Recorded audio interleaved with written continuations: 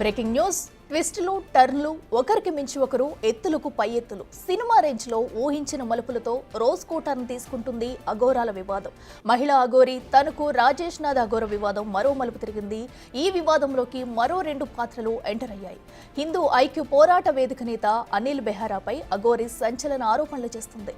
రాజేష్ నాథ్ అఘోరాకు ఈ అనిల్ బినామీ అని చెబుతుంది. తనకు అసభ్యకరంగా వీడియో కాల్స్ చేస్తున్నాడంటూ నల్లపాడు పిఎస్ లో కంప్లైంట్ చేసింది.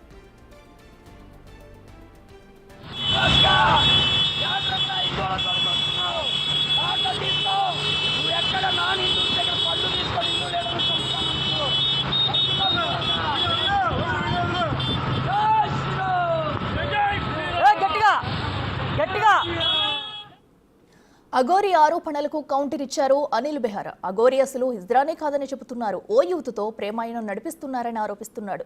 అంతేకాదు అఘోరి కొందరితో చేతులు కలిపి రాజేష్ నాథ్ ఆశ్రమాన్ని కాజేసేందుకు కుట్రలు చేస్తుందని చెబుతున్నాడు. ఇంతలోనే అఘోరి ఓ యువతితో మాట్లాడిన ఆడియో లీక్ అయింది. ఆ ఫోన్ కాల్లో అఘోరిని కలవాలని యువతి ఒత్తిడి చేస్తుంది.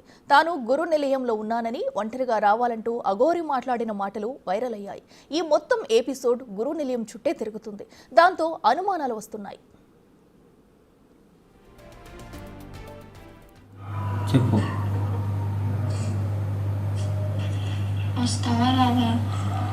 దేనికి? ఎక్కడున్నావు? వస్తున్నా. చెప్పు, ఎక్కడున్నావు? లొకేషన్ పెడతాను, రా. ఎక్కడున్నావు? ఇంత కోసుకొని నన్ను రావద్దన్నారు కొన్ని. ఓకేనా? నాకు నిజంగా సీరియస్గా చెప్పి నిన్ను చూడాలనిపిస్తుంది. నిజంగా బెంగగా ఉంది.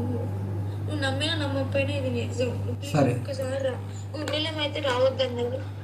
ఇప్పుడు నేను ఇదే గురు నిలయంలో ఇప్పుడు నీకు వీడియో కాల్ చేసినావు. నన్ను నమ్మలేగా. వీడియో కాల్ చేసి నాకు ఎవరున్నా నీ పక్కన చూపెట్టి అన్నావు కదా. అదే గురు నిలయంలోకి రా. ఒక్కదాన్నే ఉన్నా, నువ్వు ఒక్కదాన్ని రా. మీ అన్నయ్య వస్తే పరుకు కొడతా. నన్ను రావద్దు అన్నారు. ఎవరు? చూడరా ఏంటి?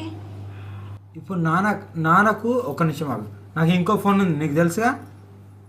ఇప్పుడు నాన్న నీకు కాల్ చేస్తాడు, నేను రమ్మంటాడు. నువ్వు వస్తావా రావా? వెళ్ళను, నేను రాను. ఆయన చేత ఫోన్ చేపిస్తా కూడా నేను రాను. అంతే. నువ్వు వస్తా అంటే రా, లేదు నాకైతే నిన్ను చూడాలనుంది.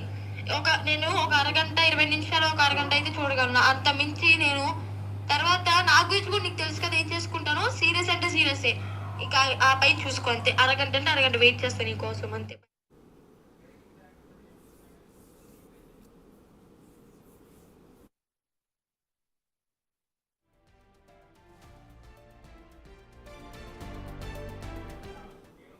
ఇదే అంశానికి సంబంధించి మరింత సమాచారం మా ప్రతినిధి సాయి శంకర్ అందిస్తారు. సాయి శంకర్, చెప్పండి. మనం చూస్తున్నాం, అటు అఘోరి అయితే యువతికి కాల్ చేసి కూడా మాట్లాడడం, ఆడియో కూడా వింటున్నాము. దీని పట్ల అయితే అనిల్ బెహారా కూడా ఒకరిపై ఒకరు పలు విమర్శలు కూడా చేసుకున్నది చూస్తున్నాం. అసలు ఈ మొత్తం ఎపిసోడ్లో ఏం జరిగింది? పూర్తి డీటెయిల్స్ ఏంటి? అఖిల, ప్రస్తుతం మహిళా అఘోరి, అదేవిధంగా తనకు సంబంధించినటువంటి రాజేష్ నాథ్ జీ అఘోరికి సంబంధించినటువంటి వివాదం రోజు రోజుకి ముదురుతుందనే విధంగా చెప్పచ్చు. అక్కడ ఉన్నటువంటి పరిస్థితులు గుంటూరుకు చేరాయి. ఇప్పుడు అక్కడి నుంచి గుంటూరుకు వచ్చినాయి. గుంటూరులో నల్లపాడు పోలీస్ స్టేషన్లో ఈ అంశానికి సంబంధించి కేసులు కూడా నమోదవుతున్నటువంటి పరిస్థితి ఉంది. అసలు ఏంటి ఈ అఘోరాలు, ఏంటి ఈ ఆరోపణలు, ఏంటి అసలు ఏం జరుగుతుంది? మహిళా అఘోరి ఇంకో మహిళా అఘోరితో మాట్లాడుతున్నటువంటి వీడియో కాల్ కూడా బయటికి రావటం, అందులో కొంత మనం కూడా గమనిస్తే ఒక ప్రేమాయణం కానీ, లేకపోతే వాళ్ళిద్దరి మధ్య అసలు ఏం సంబంధం, ఇద్దరు మహిళలు మాట్లాడుకునేటటువంటి వివాదం మాటల్లాగా లేనటువంటి పరిస్థితి. ఇదంతా ఏంటనేది మనతో మాట్లాడడానికి అనిల్ బెహారా ఉన్నారు. ఏంటి అసలు ఏం జరుగుతుంది? మీ మీద ఎందుకు కేసు నమోదైంది? సార్, ఇదంతా ఒక కుట్ర. మీరు దయచేసి మహిళా అఘోరి అనేసి ఆ సీను అనేవాడిని సంబోధించొద్దు.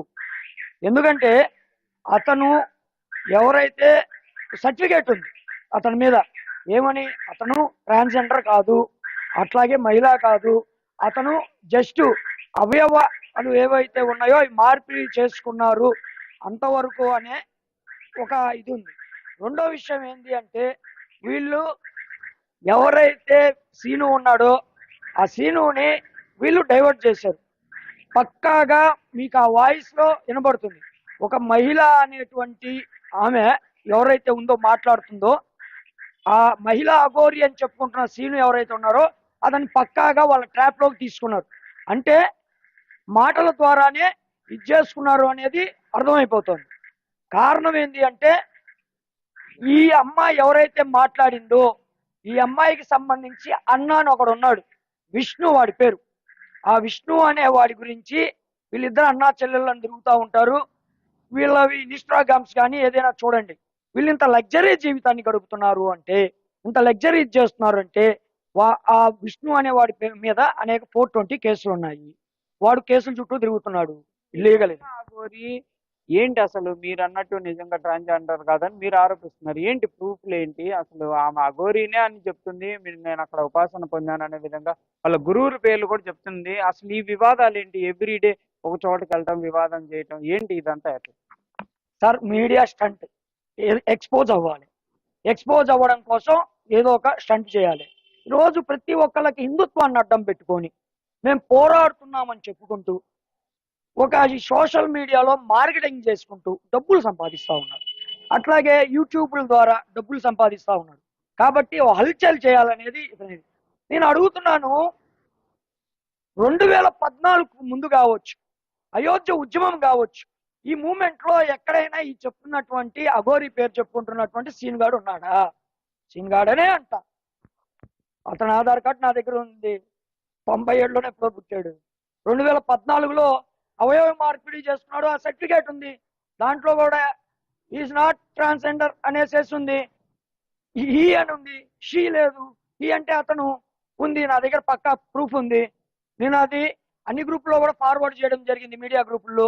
ఈరోజు చెప్తున్నాను, దయచేసి ఇట్లాంటి వాళ్ళని ప్రోత్సహించకండి. అరే మరీ దారుణం, మీడియా మిత్రులను కొట్టాడు మంగళగిరి వచ్చేసేసి.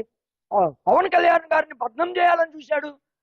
ఏంటంటే ఎంతసేపుడికి హడావుడి చేయాలి, ఎక్స్పోజ్ అవ్వాలి అని చూస్తున్నాడు. కానీ ఇందులో అర్థం కానటువంటి మిస్టరీ ఏమిటి అంటే, వీడు ఇంత హల్చల్ చేస్తున్నా, పోలీసుల్ని ఏ కొడుకులు ఆ కొడుకులని ఇష్టం వచ్చేట్టు తిడుతున్నా, పోలీసుల మీద దాడులు చేస్తున్నా, హిందూ సంఘాల మీద దాడులు చేస్తున్నా, ఇతన్ని ఎందుకు అరెస్ట్ చేయట్లేదు? ఇది $1 మిలియన్ క్వశ్చన్.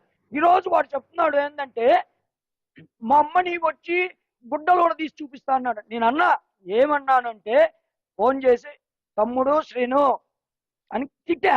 తమ్ముడు శ్రీను, మా ఇళ్లలో ఆడవాళ్ళ దగ్గరికి గుడ్డలోడ తీసుకొని వచ్చి ప్రదర్శన చేసి బెదిరిస్తానంటున్నావు. అదే 80 మంది ఆ రోజు రాత్రి 80 మంది కార్యకర్తలు నా దగ్గర ఉన్నారు. ఎందుకున్నారు అంటే పోస్టర్లు అంటించడానికి, శ్రీరామనవమి శోభయాత్రకు ఉన్నారు. అదే టైంలో వీడి అనుచరుడు ఎవరైతే ఇందాక ఒక అమ్మాయి మాట్లాడిందే, చెప్పండి ఏంటి సనాతన ధర్మతో ఇదంతా ఏంటి? ఇదంతా కూడా సార్ సనాతన ధర్మానికి చీడ పురుగులు పెట్టినట్టు వచ్చారు. ఖచ్చితంగా చెప్తున్నాం, హిందూ సమాజంలో నాయకుల పేరు చెప్పుకోవడం కాదు, మేము ధర్మం కోసం పోరాటం చేసినటువంటి వాళ్ళు. మేము ఈ ధర్మం కోసం పోరాడుతున్నాం. మళ్ళీ చెప్తున్నాం, చీడ పురుగులు ఏరేస్తాం. ఎన్ని కేసులు అయినా పెట్టుకోండి. ఈరోజు 97 నుంచి ఇదే పనిలో ఉన్నాం. అనేక రకాల కేసులు అయ్యి అనేక రకాలుగా జైల్లో ఉన్నాం. ఓన్లీ ధర్మం కోసం మాత్రమే చీడ పురుగులారా చెప్తున్నాం. ఈరోజు హిందూ సమాజం ఒక తాటి మీదకి వస్తుంది. మీ వెనకాల కొంతమంది ఉండి మీకు ఫారెన్ ఫండ్ పంపించి, నేను ఈ రోజు అడుగుతున్నా, వీడు ఈ విధంగా కారులో తిరగడానికి, ఇంత లగ్జరీగా జీవితం గడపడానికి, ఇట్లాగ అమ్మాయిలకు గిఫ్ట్లు ఇవ్వడానికి వీడికి డబ్బులు ఎక్కడి నుంచి వస్తున్నాయి? ఈరోజు ఇన్ని సంవత్సరాల నుంచి పనిచేస్తాం, మాకు అప్పులే ఉన్నాయి. కానీ ధర్మం కోసమే అప్పులు ఉన్నాయి, మాకు కేసులు ఉన్నాయి, మా మీద మా సొంత ఖర్చులతో కేసులు చుట్టూ తిరుగుతున్నాం. చెప్తున్నాం, చెడ పురుగులారా ఏరేస్తాం, ఒక్కొక్కడిని ఏరేస్తాం. ఇది ప్రధానంగా అట్లా మనం చూడొచ్చు క్లియర్గా. ఈ అంశంలో అయితే ఈ సనాతన ధర్మం అనేటటువంటి ఒక అంశం వెలుగులోకి రావడం, దీనిని అనేక మంది కూడా ఒక రకంగా చెప్పాలంటే ఎట్టుపోతుందో తెలియనటువంటి పరిస్థితులు ఉన్నాయనే విధంగా హిందూ సంఘాలు కూడా ఆరోపిస్తున్నాయి. చూడాలి మరి ఈ మహిళా అఘోరికి సంబంధించినటువంటి వచ్చినటువంటి సర్టిఫికేట్లు కానీ, వాయిస్లు కానీ, ఇవన్నీ ఏ విధంగా ముందుకు వెళ్తాయనేది కూడా చూడాల్సినటువంటి పరిస్థితి అయితే కనిపిస్తుంది. Okay, right Sai.